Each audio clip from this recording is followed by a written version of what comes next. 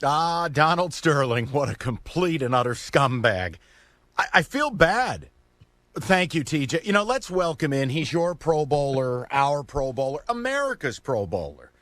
He is Thomas John Lang. TJ, what's going on, brother? That wasn't me, by the way. I just sat down in this chair, and I'm super sad because the board is actually on Rico's side. So that was not me, Mike. But good to talk to you, Mr. Big Shot. Thanks for setting a couple hours aside for us here back in Detroit. We appreciate you. You're very welcome. Listen, I do what I can for the little people. Hey, we wanted to ask you this because no one is more qualified to do it. This Lions O-line shuffle stuff with the injury to Vaitai, and then TJ, I'm just hearing things that, for Rico and I, we don't understand, but maybe Sewell moves inside. Why am I moving my right tackle? Easier to play a guard at guard. Or, hey, we'll kick Ragnow out. Why am I moving the best center in football? Take me through how this works. Can you do that? Yeah, I think the obvious goal every week is to get your best five on the field, right?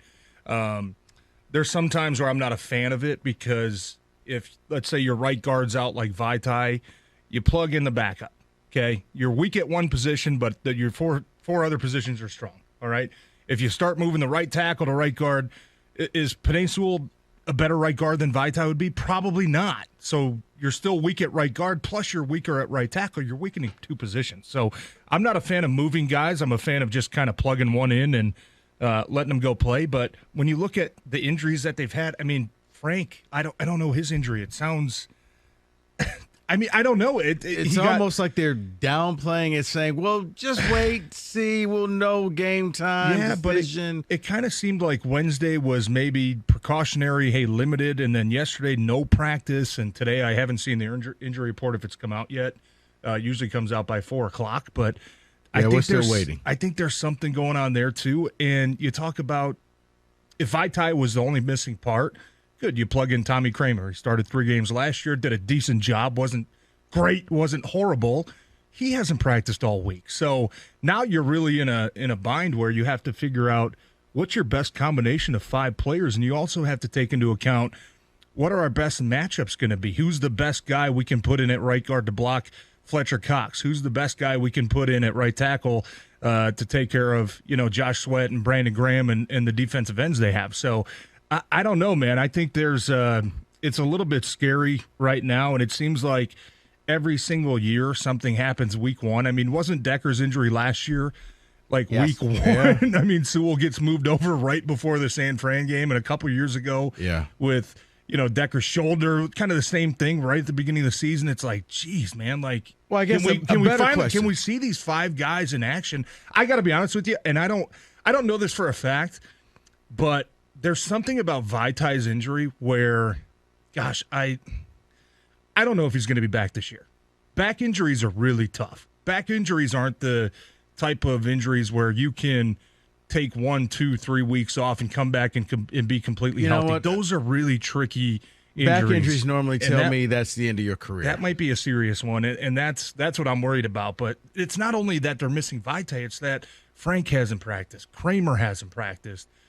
Now what do you have to do? You have to go back to the whiteboard and just start throwing names on there and see what sticks. Okay, but my question is this, and maybe as you've played on the offensive line, is it really interchangeable?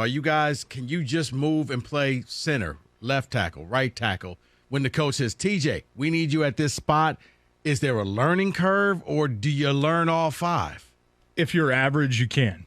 If you're a backup, you have to. It's a non-negotiable. If you're not a Pro Bowl, all-pro type player in the league, you have to know all 5 positions. Or at least you have to know, hey, I can play right tackle or left tackle, or hey, I can play either guard or center. That's what the 6th, 7th, 8th guys are for. They have to know everything. But when you start talking about moving high-level starters around, then it gets a little bit tricky. Penei Sewell is – I expect to be a very high-level starter at right tackle. Taylor Decker's a very high-level starter at left tackle. You start talking about moving those guys around, and it's like he's never played guard before, and maybe it gives you the best chance. Maybe he's better than Logan Stenberg would be, or, whoever the guy they just signed off of another practice squad would be. Maybe he's a better option, but at the same time, now you're weakening more spots the more people you have to shuffle. And that's what I'm not a fan of. But I wish it was just simple enough where, hey, Vitai's going to be out for a couple weeks. We can put in a backup right guard. It's not that simple because now Frank's hurt, and now they're talking about Sewell moving, and I just don't know what the strength's going to be. Who the 5 best guys they have right now. I would feel comfortable with them putting Evan Brown in at center and maybe moving Frank. I know it's not ideal because Frank is one of those all-pro type players, but Frank has experience playing guard. His first year here in Detroit in 2018, my last year, he was our starting left guard. So he has familiarity there playing that guard position. That would be an easy switch. But when you talk about going tackle to guard, or maybe you talk about going from the left side to the right side, it's not like riding a bike. It's not like you can just get on and after a few plays be like, oh, okay, yeah, this is how it goes. It's a very long transition. See, I got to think it'd be harder going from the left to the right or right to the left because it's almost like you're doing something in a mirror where you're used to doing it one way and you're like, oh, wait, what? Wrong side. I'll give you a great example. And my buddy Josh Sitton and I, who played in Green Bay for a while, we switched positions. He was a left guard, I was a right. We switched in 2012, and Josh said it the best way. Imagine wiping after the bathroom with your other hand. I would say it as PG as I can, but high-level stuff, people. That's how it is. I mean, everything flips, and I'm not trying to be funny, but it's like, gosh, it makes sense because now, hey, this is my power leg. Hey, this is my post star. Whatever it is that the little intricacies of playing offensive line, everything switches, and it's not as easy as people think. It's really, really difficult. Can I give you an update that I see here? No, please. Injury report out? Go ahead. The report is not out, but Ragnow did practice, and Kyle Meinke tweets this out, that a decision, of course, is to the medical team. They want to see how the groin reacts after practice.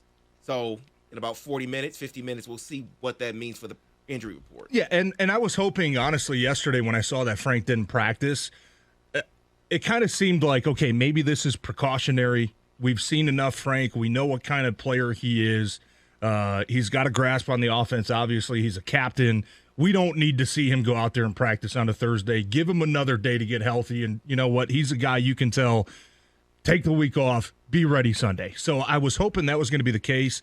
Obviously, today with that report, is encouraging, I would say, because – that gives you, obviously, when you're talking about your best 5, now you have 4 of them that are available if Frank's going to be available to play. But I was hoping, and I still do, I hope that was a precautionary measure to just say, Frank, see you Sunday.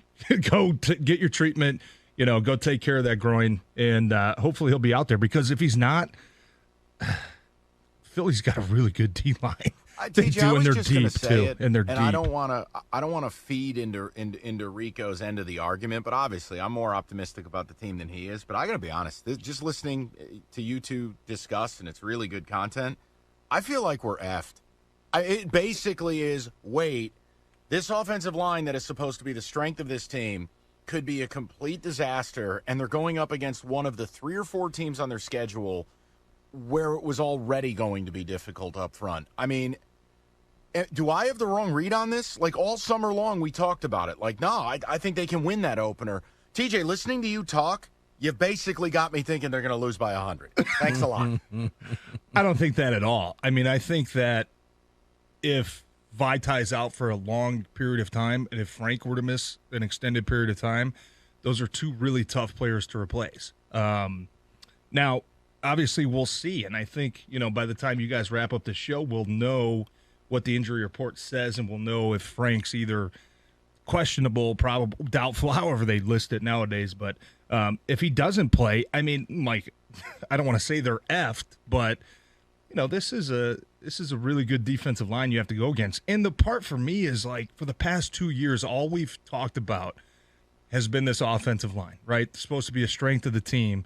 The 5 guys that they have, right? The 5 starters. We have not seen them play one regular season game together. And it doesn't look like you're going to start off with them either. You're not. We saw them in preseason 1. We saw them in preseason 3 for a couple series without, Jared Goff back there.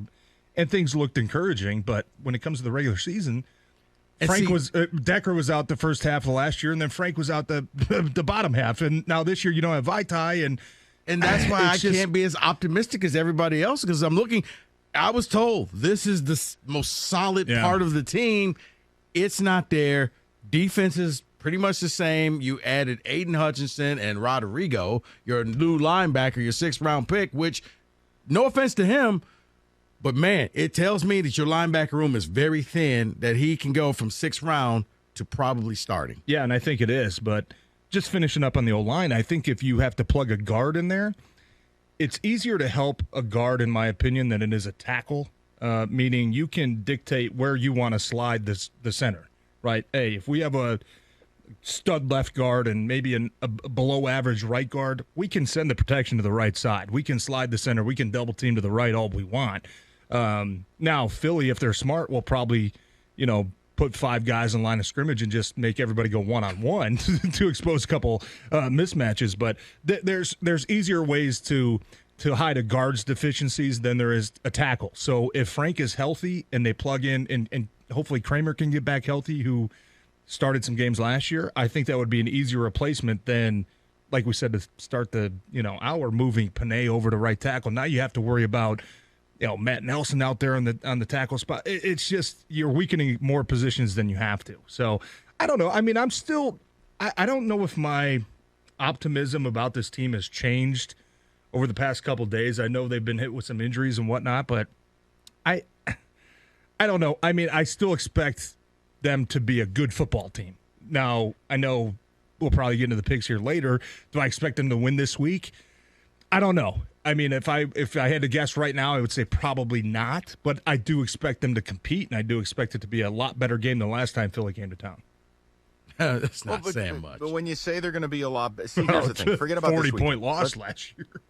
No, I mean, let's say they lose the opener, right? It is what it is. Let's say the Eagles are as advertised. They come in, they beat the Lions.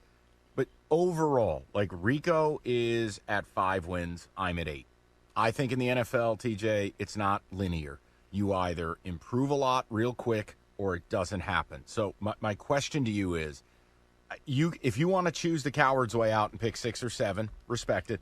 But are you more where Rico's at 5-12 or where I'm at 8 wins and above? Where, look, this is gonna if Campbell's for real, it happens, because there's no way in hell you can win 7 or 8 games in 2 years total and have anyone believe in you. Yeah, in the grand scheme of things, I think, I'm on record saying I think anything less than 8 wins for me personally, I think would be disappointing. And I don't know if that's, false optimism, just with everything going around with the team and getting the draft and having the hard knocks and finally for the first time in forever having, national people talk about the Lions, which feels like it hasn't happened in forever.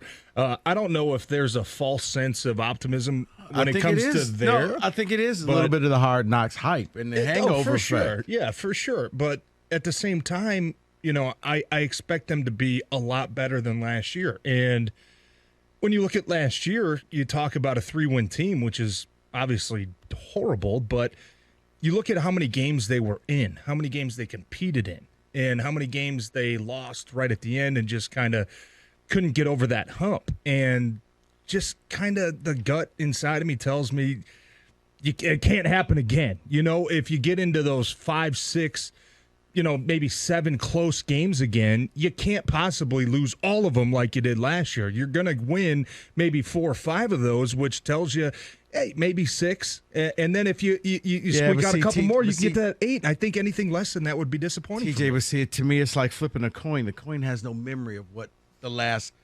outcome was. So people say, well, they have to win because they lost so many of these games, but that's not really scientific. Well, that's the flip side is you say, hey, Baltimore, Justin Tucker sets a world record for the longest field goal. Minnesota, the first time we played, they go down and score 2-point conversion with, 20 seconds left, and they end up losing that game. Well, see, I think those 2 games could have been Chicago flipped. and Cleveland and Pittsburgh, and you're like, there's no way that can happen again. But on the flip side, you can also say, well, they did throw a last-second touchdown against Minnesota for the first win. Right. Well, that third win, you weren't really facing Aaron Rodgers. So I get it.